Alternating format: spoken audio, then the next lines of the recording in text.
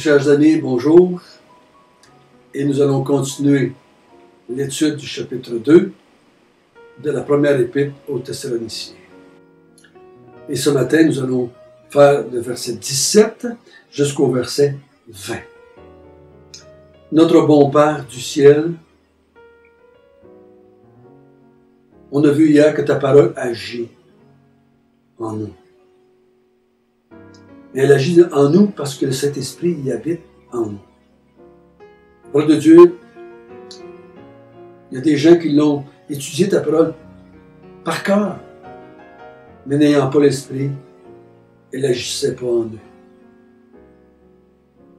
Mais la parole de Dieu agit dans ceux qui sont des enfants de Dieu, dans ceux qui se sont repentis, dans ceux qui se sont convertis à Jésus-Christ.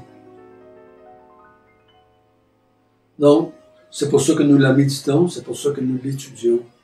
Donc, que cette parole, on puisse mieux la comprendre ce matin encore.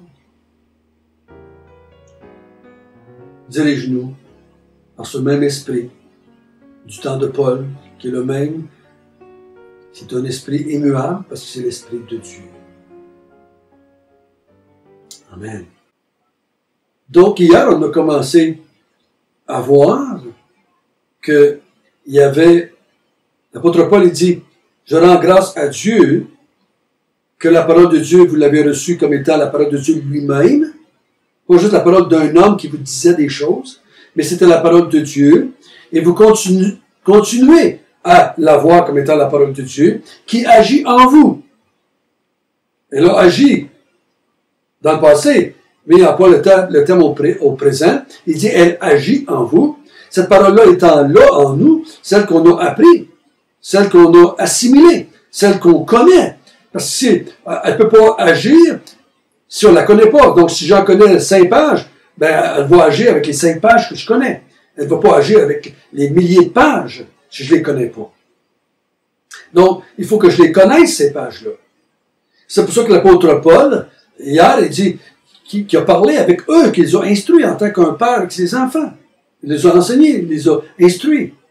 Mais on sait que l'apôtre Paul a dû partir précipitamment de Thessalonique à cause des fortes persécutions. Donc on va voir qu'il y a un projet dans son cœur. C'est le projet d'aller les voir. Hein? D'aller les voir. Pour quelle raison voulait-il aller les voir? Pour aller jouer aux cartes, aller jouer au quai en tant que chrétien? J'ai pas de problème à jouer au quai en tant que chrétien. Mais c'était pas le but. C'était pas le but. Vous allez les voir pour une raison que nous allons comprendre en lisant les versets 17 jusqu'au verset 20.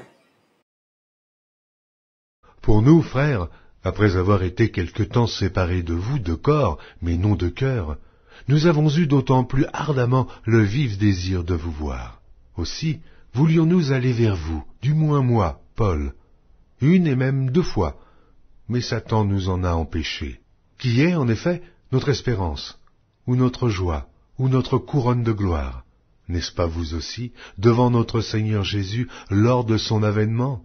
Oui, vous êtes notre gloire et notre joie. Il dit au verset 17, « Pour nous, frères, après avoir été quelque temps séparés de vous,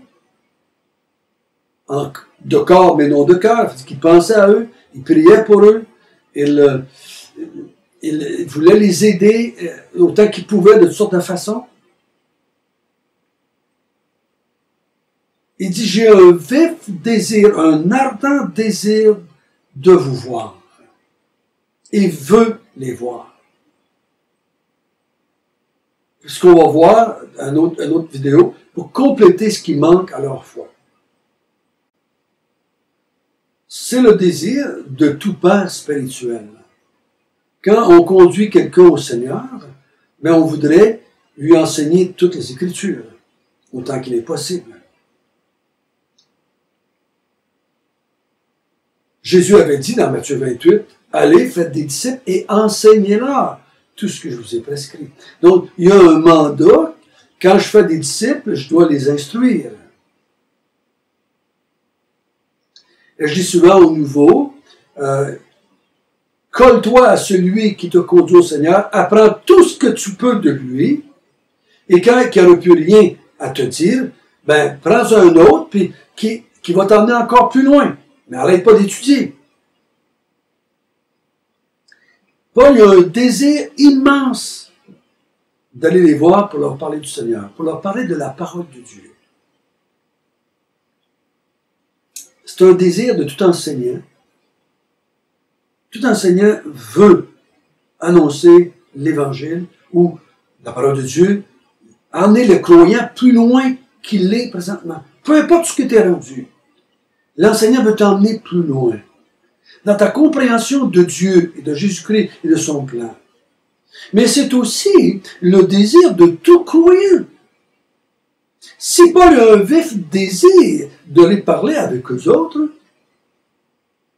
Paul croit, on va le voir au chapitre 3, Paul croit que leur désir, c'est aussi d'être avec Paul pour être instruit. Ce n'est pas juste les enseignants qui veulent instruire, mais il y a des étudiants qui veulent apprendre. L'étudiant a un vif désir d'apprendre, le professeur a un vif désir d'enseigner. Enseigner quelqu'un qui ne veut pas l'être, ça ne donne rien. Aller se faire instruire par quelqu'un qui ne veut pas instruire, ça ne donne rien non plus. Donc Paul il dit, j'ai un vif désir d'aller vous voir. Parce qu'il y a une raison, là. Il sait que c'est utile. Il sait que leur salut en dépend. Ou leur persévérance en dépend.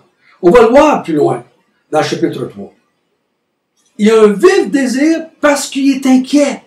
Parce qu'il entend dire des choses par rapport aux Thessaloniciens qui l'inquiètent. Il va dire, je t'inquiète, j'ai peur d'avoir travaillé en vain. Donc, c'est comme un parent qui sait que ses enfants ont des difficultés, ils sont inquiets, il voudrait aller les voir. Il appelle passer de les contacter. Ils ont un vif désir d'aller aider l'enfant qui est dans le besoin. Paul croit que l'enseignement de la parole va les aider à persévérer jusqu'à la fin, à faire face aux faux docteurs, à les repousser, à les chasser de leur milieu. Mais il y a eu un obstacle. Il dit au verset 18, « Aussi voulions-nous aller vous voir, du moins moi, Paul, une et même 2 fois, mais Satan nous en a empêchés. » Je me suis posé la question, mais Satan en a empêché Paul? C'est nous autres, on dit empêcher François, ouais, mais empêcher Paul? 2 fois, il dit nous en a empêchés. 2 fois. Ça veut dire qu'il a réussi 2 fois. Il a empêché Paul d'aller les voir et de compléter ce qui manquait à leur foi. C'est intéressant, n'est-ce pas? Comment a-t-il fait cela? Comment est-ce que Satan a réussi à empêcher Paul d'aller vers eux quand lui désirait aller? La seule réponse que je peux trouver dans notre contexte de Thessaloniciens, c'est les persécutions de Paul. Paul a fui Thessalonique à cause des persécutions. Donc, c'est comme si Satan l'aurait empêché de continuer la formation de l'Église, l'instruction de l'Église, de mettre les bases doctrinales à l'Église, parce qu'il a fui devant la persécution. Est-ce qu'il aurait dû rester là et mourir? Je crois pas. Je crois qu'il a été sage de partir. Il n'est jamais sage de s'exposer aux persécutions au risque de mourir. Je crois que devant la mort, on ne renie pas la foi. Mais quand on peut fuir, ben, c'est pas le reniement de foi, c'est un marque d'intelligence, de bon sens, de fuir, comme Jésus même s'est tossé à quelques reprises quand on voulait le lapider. Donc l'apôtre Paul, il dit, Satan veut, dans ce monde, empêcher la parole de Dieu d'être enseignée. Juste un peu, on a vu hier, il utilisait les Juifs. Il dit, ces Juifs-là persécutent, attaquent, font mourir Jésus, les prophètes, les saints, pour empêcher que la parole soit prêchée et que des gens soient sauvés. Donc, Satan fait des choses dans ce monde pour empêcher l'Évangile, pour l'Évangile ou la parole de Dieu d'être prêchée, mais aussi, il semble qu'il veut empêcher la parole de Dieu d'être prêchée dans l'Église, aux croyants. Fait pas juste, dans mon contexte ici, là, immédiat, c'est empêcher Paul d'aller voir les croyants, qui sont déjà des chrétiens, pour les instruire, pour les amener plus loin, pour qu'ils comprennent plus qu'est-ce qui est en train de se passer en tant que croyant, en tant qu'évangile, en tant que plan de Dieu. Donc, Satan n'est pas juste en train d'empêcher l'évangile d'être prêché aux païens pour qu'ils soient sauvés, mais il veut empêcher les croyants d'entendre la parole de Dieu afin qu'ils puissent croître dans la connaissance de Dieu. Il y a toutes sortes de façons, vous savez. Et là, on se retrouve quasiment dans l'Église.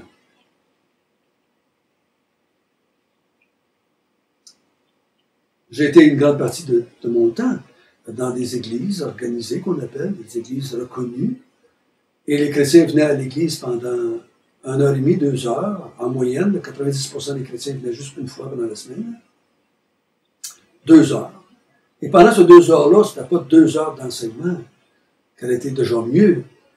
Mais il y avait toutes sortes de choses qui se passaient là, qui n'étaient pas de l'enseignement. Et ça durait une demi-heure, l'enseignement, 40 minutes. Certaines églises, 1 heure. Quelques croyants revenaient dans la semaine, prendre un cours ou assister à un enseignement quelconque. Mais il y a toutes sortes d'obstacles, même dans l'Église, pour l'enseignement de la parole de Dieu. Il faut que les croyants soient enseignés. Et Paul a un vif désir il disait ça aux Romains aussi. J'ai un vif désir d'aller vous voir, il dit ça dans Romains 1, et de vous en prêcher l'Évangile. La même chose ici. J'ai un vif désir d'aller vous voir et de vous enseigner ce qui vous manque. Parce qu'il sait que c'est utile, je dirais même salutaire pour la vie chrétienne. Oh, mes frères et sœurs, je ne sais pas où est-ce que vous en êtes avec la parole de Dieu.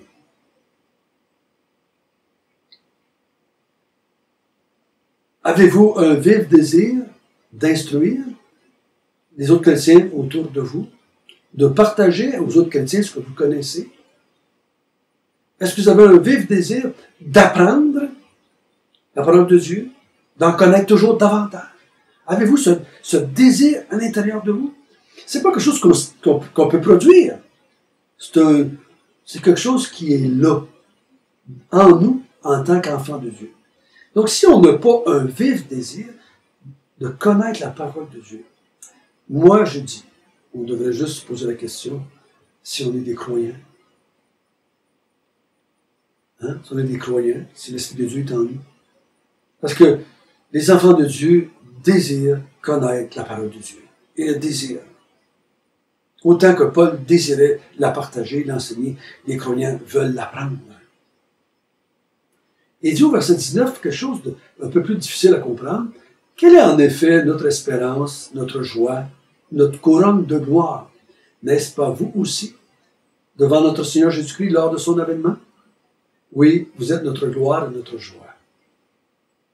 Qu'est-ce que Paul est en train de dire? Il est en train de dire, il y a quelqu'un qui prend cette position-là, que le fruit du travail, l'évangélisation qu'il avait faite, les gens qui avaient conduit au Seigneur, la vie chrétienne consacrée de Paul, et les gens qui s'étaient convertis sous son ministère, vont lui apporter une couronne de gloire. Il va être récompensé dans le ciel pour l'œuvre qu'il a faite en tant qu'implanteur d'Église, au prédicateur de l'Évangile de Dieu. Qu'on va lui remettre un ruban ou un méritas pour l'œuvre qu'il a faite devant le Seigneur Jésus-Christ. Je ne suis pas de ceux-là, je ne crois pas à ça. Qu'est-ce qu'il dit? Il dit, vous êtes pour nous notre espérance, notre joie, notre couronne de gloire. Au jour où est-ce qu'on va se présenter devant le Seigneur. Pourquoi est-ce qu'il dit ça? Le désir qu'il a d'aller leur annoncer l'Évangile est lié au fait qu'ils sont pour lui un sujet de gloire. Et on va voir qu'il a peur d'avoir travaillé en vain au chapitre 3. Donc il nous prépare. Là. Il a peur d'avoir travaillé en vain. Et qu'il abandonne la foi. Et là, ils ne seront plus pour lui un sujet de gloire et de joie. Et ils ne seront plus un sujet d'espérance. L'apôtre Paul n'est pas en train de dire « Je vais être récompensé pour le travail que j'ai fait parmi vous », mais il dit « Mon espérance, ma joie, ma gloire devant le Seigneur, c'est de vous voir là aussi, au jour du Seigneur. C'est d'être là avec moi devant le Seigneur. Et si vous êtes là avec moi devant le Seigneur, eh bien, je vais me réjouir. Mon espérance, c'est ça. Et là, j'ai dans mon cœur des craintes, des doutes, j'ai peur un peu que ça n'arrive pas. C'est pour ça qu'on va voir chapitre 3, il va se dépêcher à envoyer Timothée. Tout de suite, pendant que lui ne peut pas y aller, mais Timothée va pouvoir y aller, les aider à persévérer dans la foi et faire face aux faux docteurs, à ces Juifs, selon moi. Donc, il n'est pas en train de dire, maintenant, si vous abandonnez, ben là, je vais avoir une moins grosse couronne. Non, c'est que si j'abandonne, ben, j'aurai plus l'espérance d'aller vous voir, j'aurai plus cette joie de vous voir quand le Seigneur va revenir.